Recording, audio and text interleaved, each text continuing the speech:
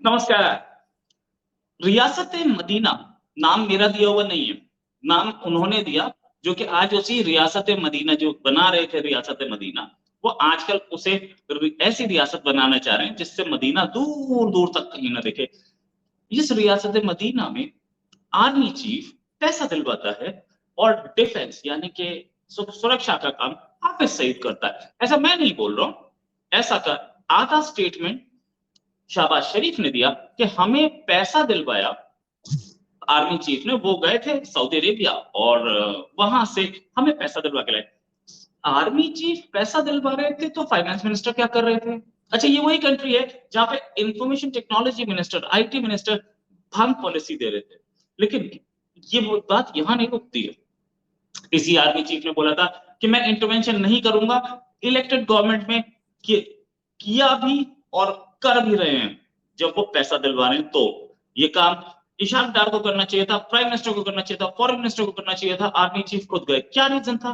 क्या ये तीन काबिल नहीं थे? क्या ये तीनों के साथ कुछ गड़बड़ थी, या सऊदी अरेबिया आर्मी चीफ पे ज्यादा भरोसा कर रहा था? इसी पे बात करने के लिए हमारे साथ सुमित पीर साहब। इनको इंट्रोडक्शन की तो कोई जरूरत है नहीं, फिर भी बताया तो इंटरनेशनल एनालिस्ट हैं, कई साल बाहर रह चुके हैं, कई कंपनीज में काम कर चुके हैं, अब भारत माता की सेवा के लिए वापस इंडिया आ चुके हैं।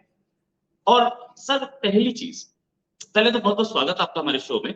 ये बताइए, ये आसिम मुनीर जिनका काम कंट्री की सुरक्षा है, वो डेलीगेट कर दिया गया कहीं और, उसको लश्कर को और इसको और जैश को, कि आप इंडिया से लड़ो, आप इंडिया में धमाके करो। तो ये क्या फाइनेंस वाइनेंस का काम शुरू कर दिया, बाहर से पैसा लेके आ? देखिए रोहित भाई, शो पे बुलाने के लिए धन्यवाद। सभी दर्शकों को प्रणाम, आपको आभार और सभी को साधुवाद। देखिए, पाकिस्तान की विडंबना ये है कि यहाँ हर कोई लूटने में लगा है।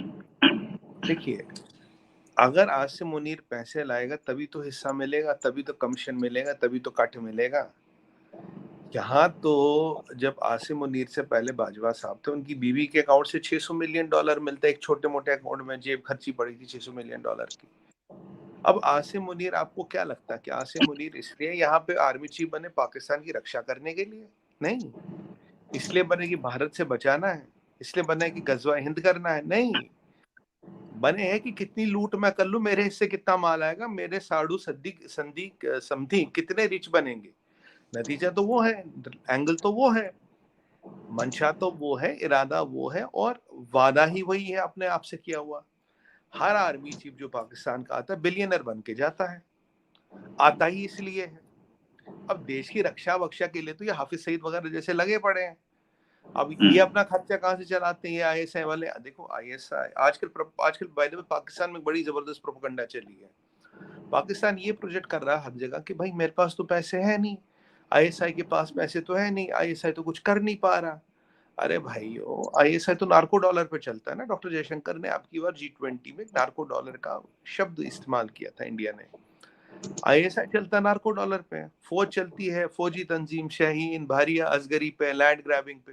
ठीक है, मुल्ला मौलाना को कमीशन मिलता है कवरिंग फायर देने के लिए, और पॉलिटिशियन चलता लूट पे। तो यहाँ ऐसा सिस्टम है, चारों तरफ से कंट्री को नोच नोच के खा रहे हैं।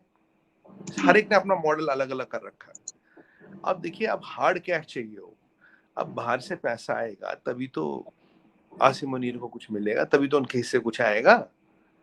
इसीलिए वो सबसे पहली प्रायोरिटी होती है पैसे पे लगना। देखिए, हर रिटायरमेंट के बाद कितने आर्मी चीफ पाकिस्तान में रहते हैं? हार्डली गिनती के दो नहीं मिलेंगे आपको। सबके पास डुअल पासपोर्ट होता है, डुअल सिटीजनशिप होती है, वो निकल लेते हैं पतली गली से। अब ऑप्शन ये है रोहित भाई, इस कम से कम टाइम में ज्यादा से ज्यादा पैसा कैसे बटोरा जाए। अगर आप देखिए, ये कह रहे हैं कि बिजी हम तहरीक तालिबान से लड़ाई करेंगे, कर ली लड़ाई? नहीं की ना। हम उन पे एक्शन करेंगे, कर लिया एक्शन? नहीं किया ना। पैसे कहाँ एक्शन करने को? अब आप बताओ रोहित भाई, भाले फरसे से, तीर कमान से तो लड़ोगे नहीं। अब बंदूक है तो गोली नहीं है, तोप है तो उसमें गोला नहीं है, जहाज है जो उड़ता नहीं है, समुद्री जहाज है जो चलता नहीं है, टैंक है जिसका रेडिएटर गर्म होता है। अब सबसे बड़ी बात यह है कि जो फौजी है बेचारा, छोटा फौजी, वो बंदूक से परेशान है। जैसे बोले, तू बंदूक से क्यों परेशान है? कहता साहब ये तो 20 किलो का लोहा पकड़ा दिया, इसमें गोलियां कहाँ हैं? तो 20 किलो का लोहा है, गोलियां कहाँ है? कहता अरे क्या हो गया तुझे, लोहा दिखाने डराने के काम तो आएगा। कहता चलो डरा लूंगा। कह रहा लड़ूंगा किससे? कहता लाठी उठा, तीर कमान है, फरसा है, बाला है, उससे लड़ेंगे। कह रहा नहीं होगा। कह रहा क्यों नहीं होगा? कह रहा खाने को रोटी भी नहीं है भाई, खाने को रोटी नहीं। फौज के वीडियो आए हैं, फौज का वीडियो वायरल है, कहते हैं हमारे पास खाने को 2 वक्त का खाना नहीं है। मैं बिरयानी की बात नहीं कर रहा यहाँ पे, मैं यहाँ दाल रोटी की बात कर रहा हूँ। अब फौज को दाल रोटी नहीं मिल रही है, एमुनिशन नहीं मिल रहा, गोली नहीं मिल रही। मुझे बताइए तारीख तालिबान ने इन्हें इम्पोर्टेंट बना के क्यों रखा है? क्यों नहीं लड़ पा रहे, क्यों नहीं जंग कर पा रहे? कहां से लड़ेंगे रोहित भाई? 2-3 दिन का एमुनिशन बचा है, वो भी आसिम मुनीर को पता, जब तक ये 2-3 दिन का एमुनिशन बचा है तब तक तो थोड़ी बहुत उम्मीद है, वरना वो भी खत्म हो जाएगा। अब शहबाज शरीफ को डर लग रहा है यार कहीं आसिम मुनीर कुर्सी पे ना बैठ जाए। और ये भी हकीकत है कि देखिए 2 बार नवाज शरीफ ने भारत से दोस्ती करने की कोशिश की, दोनों बार उसकी सरकार गई, ठीक है। अब शहबाज शरीफ पीछे कुछ स्टेटमेंट ऐसे दिए उन्होंने कि भाई पाकिस्तान तो भिखारी मुल्क है, पाकिस्तान के हाथ में तो कटोरा है। तो शायद उन्हें लग रहा होगा यार इसका भी टाइम आ गया, ये तो हाथ खड़े कर रहा है। अब हाथ खड़े कर रहा तो आसिम मुनीर खुद जुड़ गए भाई कि अब मैं ही पैसे लाऊं। अब पैसे लाऊंगा तो अगर देखिए एक मान लीजिए 100 मिलियन भी लाऊंगा, 50 तो मेरे, 25 तो मेरे, मतलब ये तो हैंडलिंग चार्ज है मेरा, बाकी आगे दे दूंगा, देखेंगे उसका क्या होगा। जिस कंट्री को 34 मिलियन कम से कम चाहिए, 34 बिलियन चाहिए, इनको कम से कम 100 बिलियन चाहिए, 200 बिलियन चाहिए रिवाम के लिए, 42% इन्फ्लेशन पहुंच चुकी है, उस कंट्री में ये 1.1 बिलियन से क्या होगा? और आपको मैं बता दूं अब की बार नवाज शरीफ दोनों भाई ईद मना रहे सऊदियों के साथ, और आपको ये भी पता है कि सऊदियों के साथ इनका बहुत पुराना रिलेशन है। नवाज शरीफ को बेल आउट कराने वाले तो सऊदी थे लास्ट टाइम, मुशर्रफ के टाइम में पैसे देके छुड़ाया। अब आसिम मुनीर को खुश रखने के लिए शहबाज शरीफ कह रहे कि जी ये आए, इन्होंने बड़ी मदद की, पैसे दिलवाए, ये किया वो किया। क्यों? कि इसलिए कहा जा रहा है ताकि आसिम मुनीर कल को नाराज ना हो। आसिम मुनीर ये ना बोले भाई पैसे मैंने दिलाए, तुम काहे के बाद से सत्ता में चलाऊंगा, गवर्नमेंट में चलाऊंगा। और कहीं ना कहीं देखिए अगर आसिम मुनीर कल को 20-25% पैसा खुद भी रख लेता है तो ये जस्टिफिकेशन होगी ना, मैंने दिलाया था, तुम तो मेरा थोड़ा खर्चा पानी निकाला, मैंने अपना हैंडलिंग चार्ज निकाला। और ये आसिम मुनीर तो कहते थे कि भाई मैं तो बड़ा कुरान का बहुत बड़ा आलिम हूँ, कुरान पे मैंने कुछ डिग्री विग्री कर रखी है, और मैं भाई मैं मतलब मैं इन सब चीज़ों में नहीं पढ़ूंगा। इसी आसिम मुनीर की सऊदी अरबिया वाले, सऊदी वाले इसके रिश्तेदारों का बायोडाटा निकलवा रहे थे कि इसका कोई रिश्तेदार ईरान तो नहीं गया, कहीं ये शिया तो नहीं है। ये भी तो हो रहा था ना कि अगर ये शिया है, अगर ये ईरान गया है तो फिर तो भाई मामला टाइट है, फिर तो चीज और भी खराब है। तो रोहित भाई चीजें तो बहुत कॉम्प्लेक्स है पाकिस्तान में, चीजें तो बहुत गड़बड़ हो रही है पाकिस्तान में। अब मतलब पैसे का खेल खेल है। अब देखिए मिल बांट के सबने खाना है, तो आप मुझे क्रेडिट दीजिए, मैं आपको क्रेडिट दूंगा, क्योंकि हम सब भाइयों ने मिल बांट के खाना है। शरीफों ने, आर्मी वालों ने, इन्होंने तो पैसा खाना है। देखो कॉमन आदमी को तो वैसे कुछ नहीं मिलना, तो एक दूसरे को क्रेडिट दे रहे हैं। लड़ाई नहीं है आपस में, कोई हिस्सा बांटेगा, आएगा पैसा, अब यूके के बैंक अकाउंटों में जाएगा, दुबई जाएगा, ये जो टैक्स हेवन है वहां जाएगा। अब तक तो ये भी फैसला हो गया होगा कौन किसके हिस्से में क्या आएगा। ये हकीकत जिंदगी, पाकिस्तान ऐसे ही चलता है। जब एक दूसरे की तारीफ हो रही, एक दूसरे को क्रेडिट मिल रहा, तो समझिए पैसे के बंटने का अरेंजमेंट और परसेंटेज तय हो चुकी है। इसलिए ये सब सेटिंग बिठाई जा रही है और लोगों को बताया जा रहा है भाई तुम्हें कुछ नहीं मिलेगा, पैसा आएगा, बटेगा, ऐश होगी, काम चलता रहेगा। हकीकत है रोहित भाई। हकीकत है। अच्छा एक खबर जो मेरे पास है वो ये है कि अटैक्स पाकिस्तान की तरफ से प्लान किए जा रहे हैं, वो G20 के समिट से पहले। और एक आदमी जिसका नाम कर्नल सुल्तान है, ये हमारी इंटरसेप्टेड जो डिटेल्स हैं वो हैं। कर्नल सुल्तान नाम का कोई आईएसआई का आदमी है जो कि खासतौर से सूडोनेम है, जाहिर है सूडोनेम है। कर्नल सुल्तान मीटिंग्स कर रहा है इन आतंकवादियों से कि G20 से पहले टेरर अटैक्स किए जाएं या आईईडी ब्लास्ट किए जाएं। अभी उसमें ऐसे ही 2 अप्रैल को भी हुआ था श्रीनगर में एक आईईडी ब्लास्ट, और उसके बाद ये ग्रेनेड अटैक्स की प्लानिंग कर रहे हैं। ये सारी प्लानिंग जो पाकिस्तान की तरफ से चल रही है, ये सारी दिख भी रही है। उसके बाद भी इंडिया में एक फॉर्मर गवर्नर है जो कि कुछ उल्टा बोल रहे हैं। क्या ऐसे ही कश्मीर की सिक्योरिटी हो पाएगी? पाकिस्तान को सपोर्ट करने वाले कुछ लोग हैं। देखिए, G20 पे जो अधिवेशन श्रीनगर में होगा, उस पे गड़बड़ होने के सॉलिड इंटेल है हमारे पास। हमने काफी प्रिवेंटिव मेजर लिए भी है। इनफैक्ट मैं आपको एक और चीज बता दूं रोहित भाई, जो थोड़ी हैरान कर देने वाली है। अगर आप अतीक वाला इंसिडेंट देखें, अतीक में एक चीज बदली। अतीक का आपराधिक बैकग्राउंड, अतीक के एफआईआर, अतीक की इंटर गैंग राइवलरी, अतीक की दुश्मनी, ये सब कांस्टेंट थी। एक चीज बदल गई पिछले 48 घंटों में। अतीक ने कोर्ट में बोला कि उसके संबंध लश्कर तैयबा और आईएसआई से है। अतीक ने ये बोला उमेश पाल मर्डर केस में जो हथियार आया था वो लश्कर तैयबा से अरेंज हुआ था। अतीक ने बोला कि मैं आपकी हेल्प कर सकता हूँ, जो राजस्थान में स्मगलिंग हो रही है ड्रोनों के से हथियार और ड्रग्स, उसमें मैं हेल्प कर सकता हूँ। अतीक ने कुछ हथियारों की निशानदेही भी की थी, ठीक है। और अतीक के भाई ने एक चिट्ठी लिख के गया कि अगर मुझे कुछ हो गया तो ये chief justice of India Yogi Adityanath ji को और इलाहाबाद कोर्ट के चीफ जस्टिस को, हाई कोर्ट के चीफ जस्टिस को ये दी जाए। अब ऐसा क्या हुआ कि अतीक को सीन से हटाया गया? क्या अतीक कोई बड़े नाम बताने वाला था? क्या अतीक किसी बड़े आईएसआई के नेटवर्क का खुलासा करने चाह रहा था? क्या अतीक कुछ ऐसे व्यक्तियों के नाम बता रहा था जो आस्तीन के सांप यहाँ पे हैं? क्या अतीक G20 में होने वाली गड़बड़ी के बारे में कुछ जानता था? क्या अतीक को कांटेक्ट किया गया था, आउटसोर्स किया गया था ये काम, उसके बारे में वो कुछ खुलासा ना कर दे?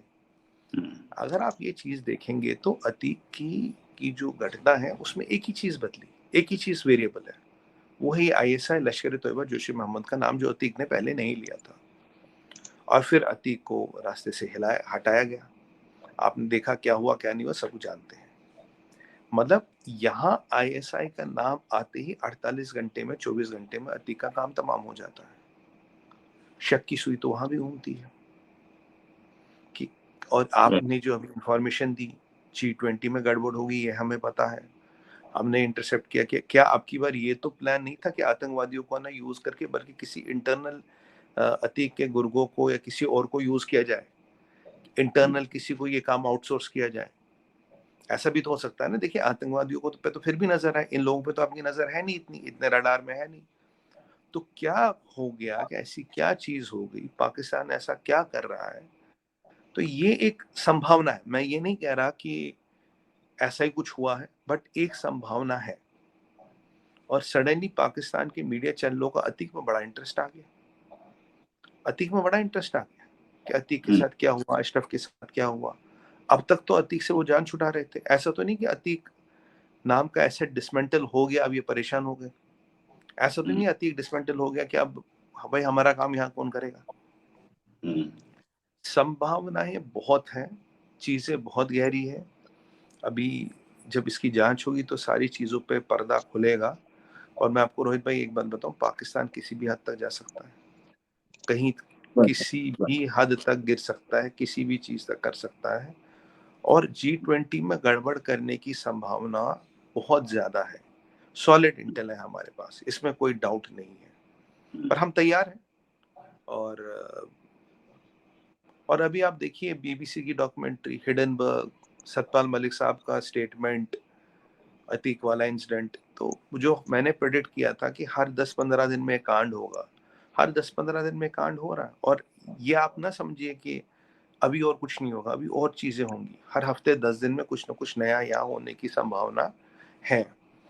कहीं ना कहीं देश में का माहौल बिगाड़ना, देश में टेंशन राइज करना, देश का आर्थिक नुकसान करना, देश की उन्नति को रोकना, इसके लिए दुश्मनों की पूरी चालें हैं और किसी भी हद तक ये जा सकते हैं, कुछ भी करवा सकते हैं। क्योंकि देखिए, आपने देखा होगा, अगर हम एक मकान बनाए तो मकान को बनाने में रोहित भाई सालों लग जाते हैं, ढहने में दिनों लग जाते हैं, ढहना हो तो दिन लग जाते हैं। सुपर टेक के जो टावर नोएडा में डिमोलिश किए गए थे 9 मिनट में हुए थे, बनने में शायद 9 साल लगे थे। तो और ये आईएसआई जैसे ऑर्गेनाइजेशन तो तोड़ने में एक्सपर्ट है ना, बनाया तो उन्होंने जिंदगी में कुछ है नहीं, तोड़ा ही तोड़ा है। तो अब ये चीज देखिए कि अचानक स्टेटमेंट आता है मलिक साहब का और उस पर पाकिस्तान क्रेडिट लेने की कोशिश करता है, जबकि फवाद चौधरी इमरान खान को पार्लियामेंट में बधाई देता, हमने पुलवामा करा है, सारे पार्लियामेंटेरियन तालियां बजाते हैं, ठीक है। और अब उसी में सीन आ जाता है। और ये बताइए 300 किलो आरडीएक्स स्कॉर्पियो में लगाना, डेटोनेटर लगाना, टाइमर लगाना, ट्रिगर लगाना, आरडीएक्स को स्टेबल करना, इसके लिए मिलिट्री एक्सपर्ट चाहिए। ये आईडी बनाने वाले का भी काम नहीं, इसके लिए मिलिट्री एक्सपर्ट चाहिए। वो मिलिट्री एक्सपर्ट भी पाकिस्तान से आया था। पाकिस्तान के काफी मिलिट्री एक्सपर्ट इंडियन आर्मी, राष्ट्रीय राइफल्स ने न्यूट्रलाइज किए हैं, ये भी डॉक्यूमेंटेड हिस्ट्री है। आरडीएक्स वहां से आया। अभी आपने देखा वेस्ट बंगाल में एनआईए ने 27,000 किलो अमोनियम नाइट्रेट पकड़ा है, 81,000 डेटोनेटर पकड़े हैं। मतलब इसका explosive power is 100 times of Pulwama, 100 times of Pulwama. तो ऐसा नहीं है कि और ये अमोनियम नाइट्रेट आया कहाँ से रोहित भाई? इंडिया से तो आया नहीं, आरडीएक्स इंडिया से आया। इतना अमोनियम नाइट्रेट सिर्फ एक जगह से आ सकता है। सबसे ज्यादा अमोनियम नाइट्रेट कहाँ से बनता है? सुनिए, सोचिए, चाइना। इतना अमोनियम नाइट्रेट चाइना से स्मगल करके लाया गया, आरडीएक्स स्मगल करके लाया गया। उन्हें तो एक बार सक्सेसफुल होना है ना, तो हमें तो हर बार सक्सेसफुल होना है। उन्हें एक बार सक्सेसफुल होना, हमें हर बार सक्सेसफुल होना है। ये जंग है, ये चल रही है, रोज चलती है। और जो हम 99.99 टाइम्स रोकते हैं उसका कहीं खुलासा नहीं होता, जहाँ 0.1 टाइम्स वो सक्सेसफुल होते हैं उसका खुलासा होता है। और इसीलिए मैं कह रहा हूँ कि आप ये ना समझे कि जंग रुक गई है, आप ये ना समझे कि कहानी खत्म हो गई है। कहानी चल रही है रोहित भाई। हमारे दुश्मन अंदर भी हैं, बाहर भी हैं और उसके बाहर भी है। आपको याद है स्वर्गीय विपिन रावत जी ने एक बात कही थी, 2.5 एनिमीज, 2.5 एनिमीज उन्होंने कही थी। मतलब उन जैसा विद्वान और उन जैसा मिलिट्री एक्सपर्ट शायद ही मैंने जिंदगी में दूसरा देखो। आपके और मेरी उनके सामने कोई औकात नहीं, पर उन्होंने 2.5 एनिमीज की बात की थी।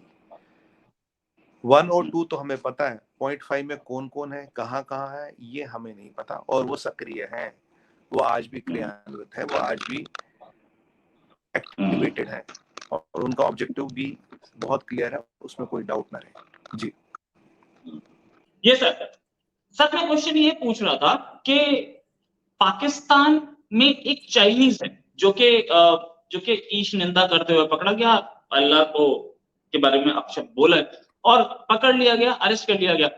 अब सिचुएशन ये, पाकिस्तान के प्राइम मिनिस्टर की एक तरफ खुदा और एक तरफ उसका घर, एक तरफ मैं कदा।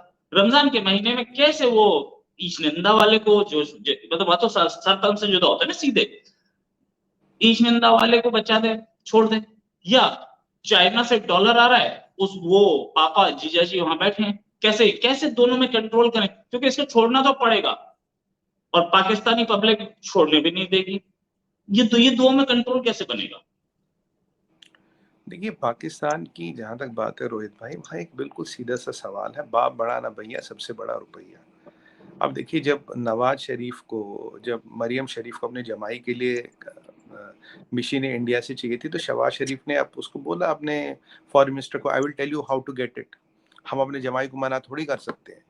अब जहाँ उनके पैसे आ रहे, जहाँ से पैसे आ रहे, फिर वो कुछ ना कुछ तरीका ढूंढेंगे। बोल देंगे चाइनीज बीमार हो गया, फरार हो गया, तबीयत खराब हो गई, भाग गया, कुछ हो गया, उसको हमें चाइना भेजना पड़ा, हम उसको चाइना में सजा दिलवाएंगे, हमें एक्स्ट्राडाइट करना पड़ा। अगर ये कोई गरीब पाकिस्तानी होता, खैर वो तो मारा जाता, और हिंदू होता उसको तो अब तक बेचारे को मार ही दिया होता इन्होंने। तो ब्लास्फेमी तो पाकिस्तान में पासपोर्ट टू डेथ है। किसी का भी आपको हिसाब किताब पूरा करना, उस पर ब्लास्फेमी का चार्ज लगाइए, उसकी कहानी खत्म। पर जहां ये अमेरिकन हो, जहां ये चाइनीज हो, वहां स्थिति कुछ और हो जाती है। देखिए एक बात बताइए, दुनिया के जितने बड़े आतंकवादी थे सब पाकिस्तान में छुपे नहीं छुपे? सही कीमत आने पे हर एक को बेचा गया, नहीं बेचा गया? बेचा गया। अगर चाइना कीमत देने को तैयार है तो ये इसको भी बेच देंगे, किसी और को पकड़ा लेंगे। फिर एक मुल्ला मौलाना आएगा, बोलेगा नहीं इसने ये नहीं कहा था, ये असली में इसी ने कहा था, इस पे गलत इल्जाम लगा था। देखिए दो मौलवी तो चाहिए प्रूव करने के लिए, दो मौलवी आके गवाही दे देंगे। डिपेंड करता है ना फिर किसी और बेचारा हिंदू, क्रिश्चियन, कोई शिया, हजारा, कोई सिख भाई हमारा, कोई अहमदिया, कोई बलोच, कोई पठान, उसके सर पे डाल देंगे, बोल देंगे असली है, उसने बोला था, इस पे आरोप लगा था, इसलिए इसको बाइज्जत बरी कहेंगे, इसके बदले ये 2 मुर्गे मिले हैं, इनको फांसी चढ़ाएंगे। देखिए किसी को तो फांसी चढ़ाना है ना। अब चीनी को नहीं चढ़ाए, अब मतलब इम्पोर्टेड माल छोड़ दिया, 2 लोकलों को चढ़ा देंगे, कहेंगे पहले 1 था अब 2 चढ़ा दिए, तो लोग खुश। बोलेंगे चाइनीज भाग गया, और वो चाइना बोलेगा मुझे मुझे पूरा एहतराम है इस्लाम का, और मैंने तो ऐसा कुछ कहा नहीं। चाइनीज गवर्नमेंट ने क्लैरिफाई कर लिया, 2 मौलाना साहब का यहाँ गवाही देने के निकल जाएगा। अगर दुनिया का हर टेररिस्ट बिकता है, अगर दुनिया का हर टेररिस्ट का सौदा होता है पैसे मिलने पे, यहाँ पैसे मिलने पे ऐमन अल जवेरी का सौदा होता है, तो ये तो कीमत लगाने वाली बात है ना। पाकिस्तान की मंडी में हर एक की कीमत है, जो कीमत लगाएगा वैसा निकल जाएगा, जिसके पास पैसा होगा वो निकल जाएगा, जिसके पास पैसा नहीं होगा वो निपट जाएगा। अब ये निकलने और निपटने में तो पैसे का फर्क पड़ता है ना। देखिए तो ठीक मेरा जो आंकलन है रोहित भाई, यहाँ ब्लास्फेमी तो एक टूल है, एक हथियार है हिंदुओं के खिलाफ, क्रिश्चियनों के खिलाफ, सरदारों के खिलाफ, अहमदिया, शिया, हजारा, पठान, बलोच, इसके खिलाफ यूज करने का टूल है ये। और ये टूल का तो सिलेक्टिव यूजेज है ना। यहाँ तो 2 मौलाना साहब आपको सिद्ध करते कि जी इसने ये बोला है। और ब्लास्फेमी में आपको एक और बात बताओ, ब्लास्फेमी में ये इंपॉर्टेंट नहीं है आपने क्या बोला, उसका इंटरप्रिटेशन मौलाना कैसे निकालते वो इंपॉर्टेंट है, कि आपके कहने का मतलब ये था, आपने ये कहा, इससे इसका मतलब ये निकलता है। तो यहाँ एक आपको एक एंगल समझाता हूँ, यहाँ ब्लास्फेमी का लॉ भी इनडायरेक्ट है, it is not direct. Direct नहीं है, इनडायरेक्ट है। तो अब इनडायरेक्ट लॉ में कब किसने क्या बोला, किसने क्या नहीं बोला, जब सारे आतंकवादियों का सौदा हुआ, जब अहमद अल जवेरी का सौदा हुआ, जब उसामा बिन लादेन का सौदा हुआ, चीनी का भी सौदा हो जाएगा। कीमत देने वाला चाइना है, चाइना के पास पैसा है, और अगर उसकी सरकार चाहेगी तो उसका सौदा होगा, अगर सरकार नहीं चाहेगी तो उसकी भी बलि चढ़ा देंगे। तो अब आप देखिए ना, यही तो होता वहां पे। और अब मैं आपको बाय द वे बता दूं, अगर चीनी का कुछ होना होता और पाकिस्तान की गवर्नमेंट नहीं चाहती, आपने देखा ना उस बेचारे श्रीलंकन का क्या हाल हुआ। आपने पीछे देखा, एक को वहां जेल से निकाला और जिंदा जला दिया, पाकिस्तानी था, ब्लास्फेमी वाला। तो अगर अब थाने से तक, निकाल कर। हाँ, अगर अब तक इसके साथ कुछ नहीं हुआ तो ये मान के चलिए इसके साथ कुछ नहीं होने वाला। अगर होना होता तो हो गया होता। तो अब इसका सौदा हो चुका है, सौदा हो रहा है, या होने की प्रोसेस में है, ये 3 स्टेजों में है। तो अब ये रूल लॉ तो गरीबों पे लगते हैं ना, अमीरों पे थोड़ी ना लगते हैं, ये तो आप जानते ही है। और खासकर चाइनीज तो हमारे खास हैं, चाइना पे तो जी बिल्कुल नहीं लगती। जी मुझे सर, ये लगता है देखिए मैट्रिमोनियल, ये जो मैट्रिमोनियल रिलेशंस होते हैं ना, ये ऐसे होते हैं कि भाई यहाँ से एक लड़की की शादी वहां हुई, वहां से एक लड़की की शादी यहाँ हुई, लेकिन ये नहीं वन वे कैसे है? नहीं नहीं रोहित भाई, यहाँ आप थोड़ा गलत है। यहाँ वन वे ट्रैफिक है, उस रोड हाँ। पे लिखा है वन वे। सिर्फ यहाँ की लड़कियों की शादी वहां होती है, शादी सो कॉल्ड, मतलब समझिएगा, वहां की कोई नहीं आती। चाइनीज जीजा आते हैं, चाइनीज दुल्हने नहीं आती, ये बहुत क्लियर मैंडेट है।